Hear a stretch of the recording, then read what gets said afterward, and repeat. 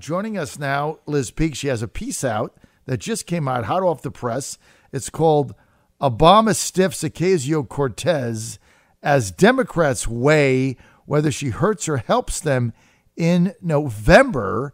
And she's been campaigning with people. And all of a sudden, you've got legitimate Democratic candidates, 4 of them running for president, now calling for a single-payer system, national health care through Medicaid for all, and abolishing ICE and abolishing the Trump tax cuts. I mean, that is the agenda they have now. Now, here's the truth. I criticized the Democrats for 4 months for having no agenda. Now they have an agenda. So let's give credit where it's due. The Democrats have found an agenda. Repeal the Trump tax cuts before they actually take effect. Impeach Trump.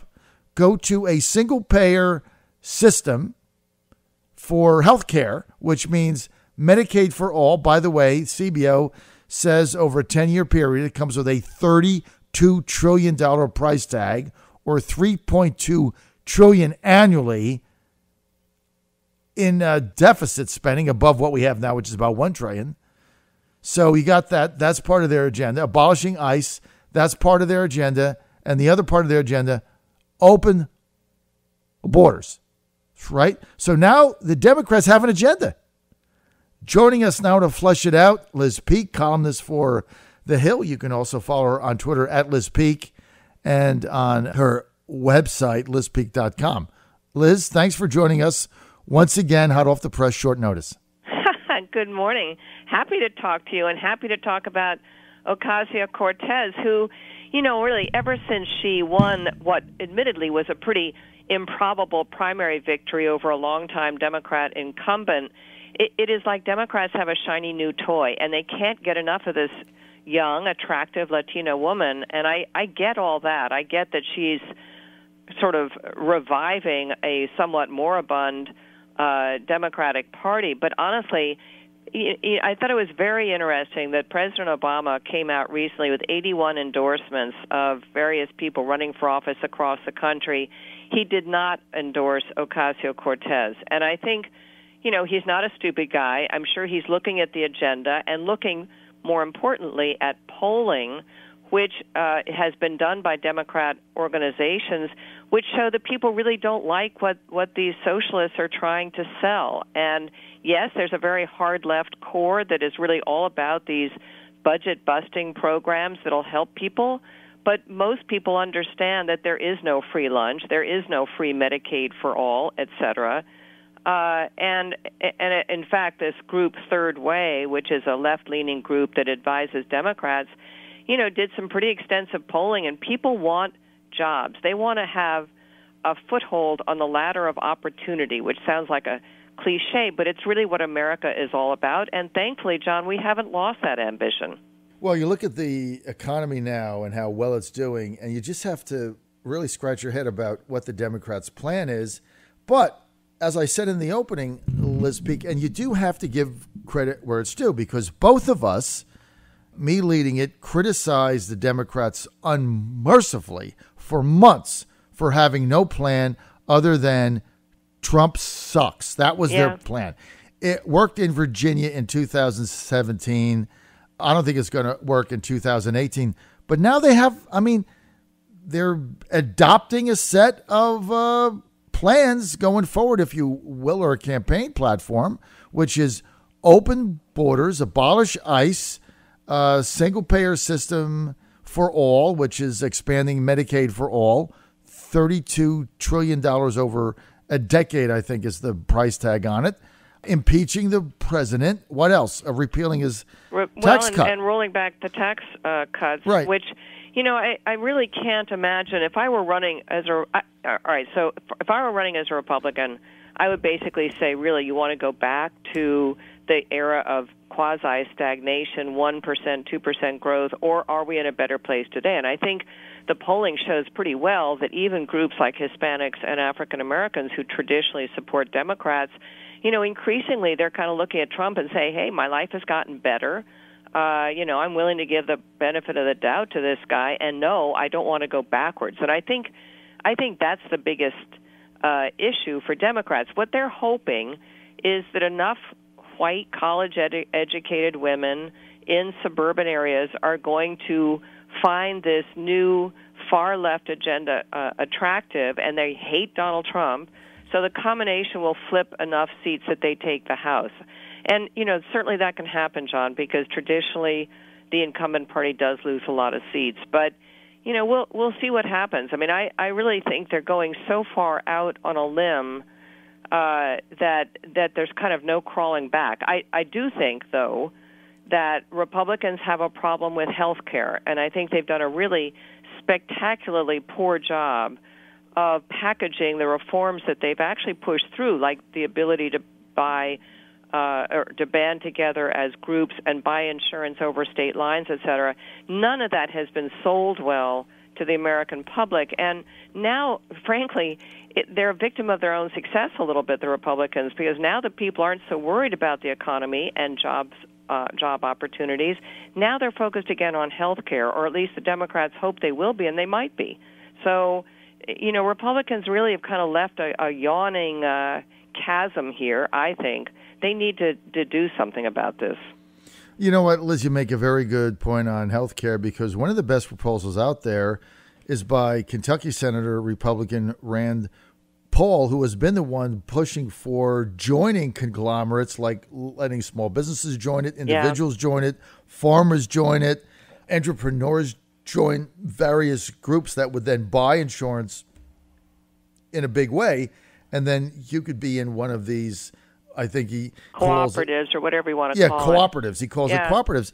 And that's going to simply leverage the price down because you have numbers, because you're able to buy in a big number instead of an individual going and buying it. But that's never been, McConnell never went anywhere with that. That's never been sold, never been marketed. Nobody understands it.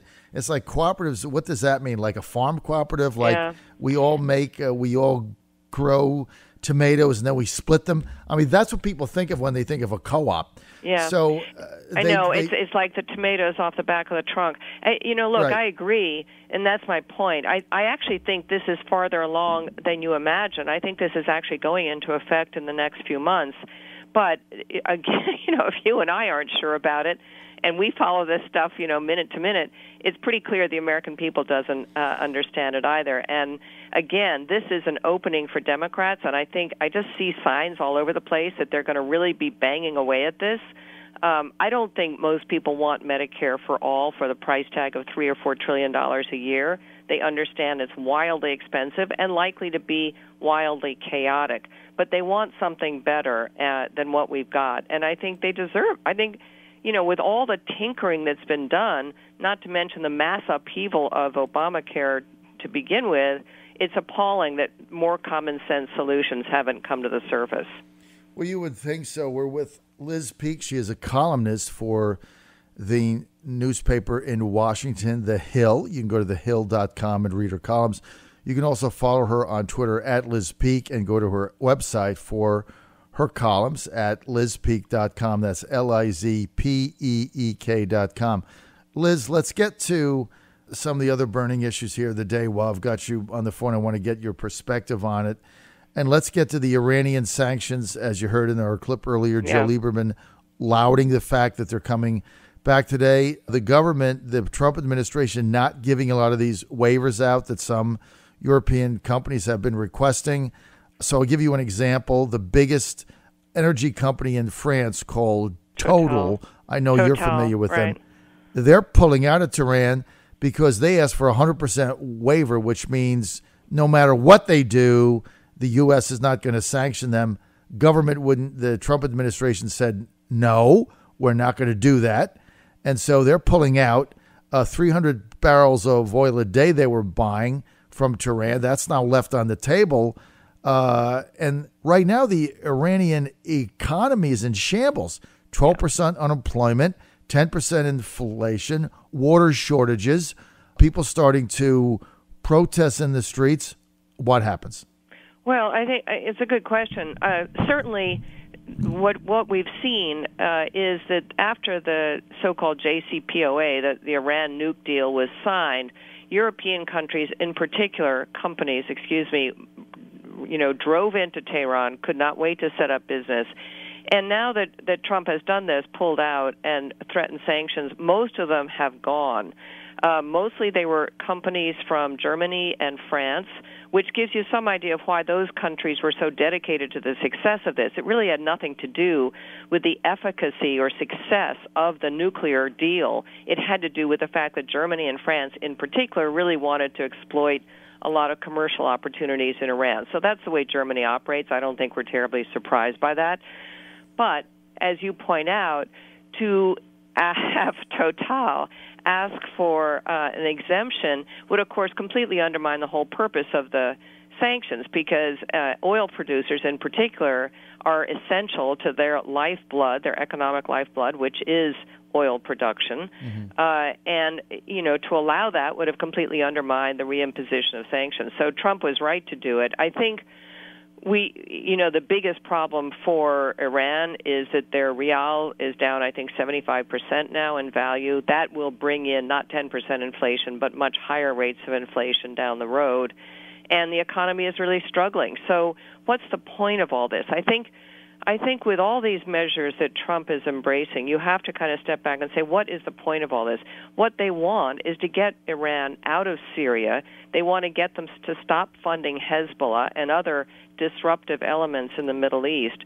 And our Middle Eastern partners, the Gulf countries, are totally with us on this. I mean, they see Iran as the single biggest threat to Mideast peace with a quotation mark, because it's never going to be totally peaceful. But to have Iran step back from advancing their nuclear weapon program, but at the same time move forward on their ballistic missile program and their bad behavior in the region really made no sense. And I think that's what Obama settled for, because he wanted a foreign policy win. Anyway, reversing that, look, it's a big ordeal, it's a big undertaking, but this is what the difference between Trump and his predecessors.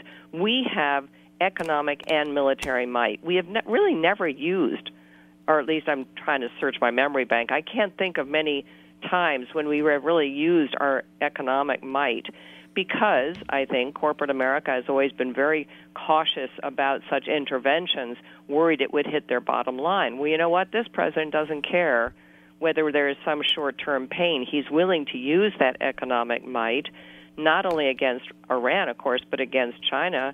And I think he's totally right. I think this is a way of bringing Iran, hopefully, back to the bargaining table.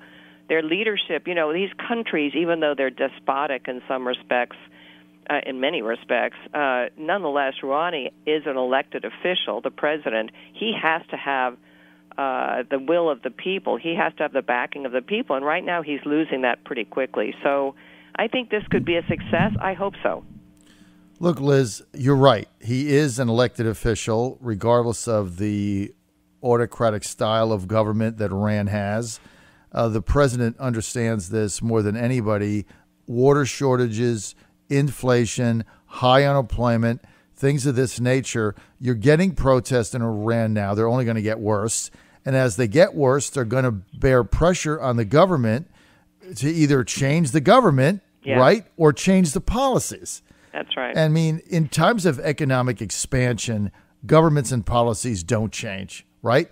So totally. That's exactly right. It's the economy, stupid, is not just an American reality. It's also an Iranian reality and a Chinese reality. I mean, you look at government changes, Nazi Germany, right? 1934, what happened, right? Massive hyperinflation, unemployment. The president there, Hindenburg, names Hitler chancellor because there's unrest in the streets. Same thing happened, and I guess it was 1925 in Italy with Mussolini, when the King Emmanuel, I think, invited the fascists to come in and form the government because there were riots. And I can give example after example after example. Sure. Same thing with Russia, with the Bolsheviks, right?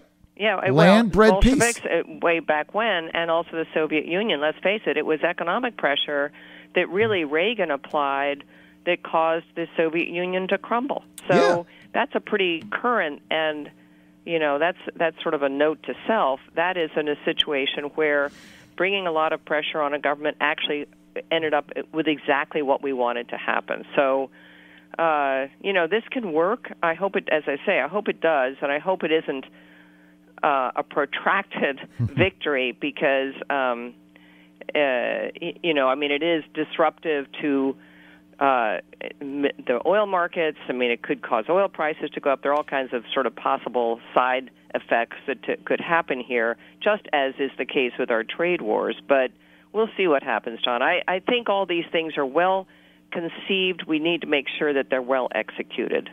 Out of time. Want to thank Liz Peek for joining us. Follow her on Twitter at Liz Peek, on The Hill, thehill.com. Liz Peek and her website, lizpeek.com. Thanks, Liz, for being with us. John Fredericks Radio Network. Thanks, John. Trucking the truth across America.